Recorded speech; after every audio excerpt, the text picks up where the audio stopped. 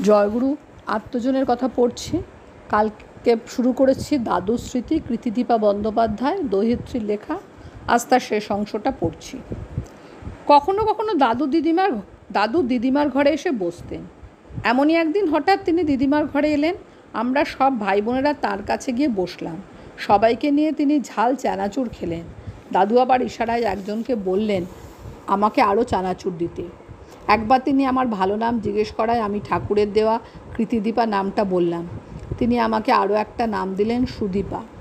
যখন প্রথম টিভি চালু হলো কলকাতায়, দাদুর ঘরে একটা লাগানো হলো। আমরা পরিবারের সকলে দাদুর সাথে টিভিতে প্রোগ্রাম দেখতাম। দাদু অ্যাকশন সিনেমা দেখতে ভালোবাসতেন।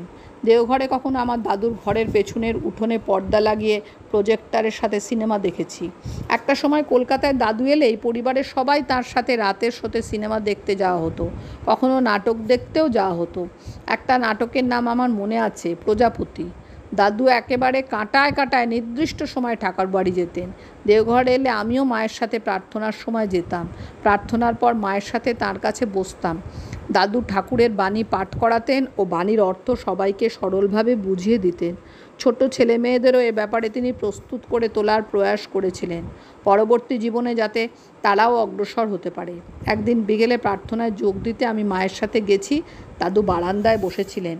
আমি চপ্পলটা খুলে রেখে তাকে প্রণাম করতে তিনি আমাকে চপ্পলটা হাতে করে একটা নির্দিষ্ট জায়গায় রাখতে বললেন, যাতে সেটা চুরি না হয়ে যায়। আমার বাবার আকস্মিক মৃত্যুতে আমি খুব ভেঙে পড়েছিলাম। বাবার শ্রাদ্ধের পর দাদু আমাকে কাছে ডেকে পাশে বসে অনেক আদর করলেন। একজন গুরুভাইকে ডেকে তাঁরও আমার ছবি তোলালেন একসাথে। দাদু আমাকে মন শক্ত করতে ও সাহসী হতে বললেন।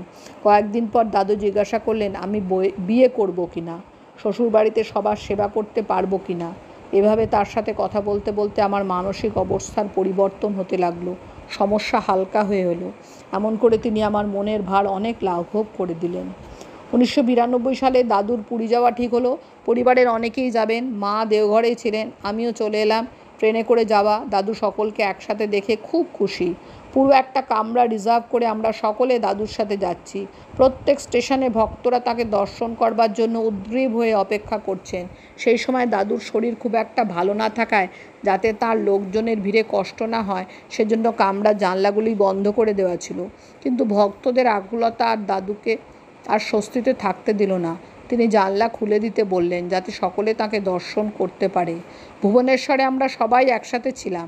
তখন সেখানে মন্দির তৈরি হচ্ছে। বিকালের দিকে আমি ভুবনেশ্বর শহর দেখতে গেলাম।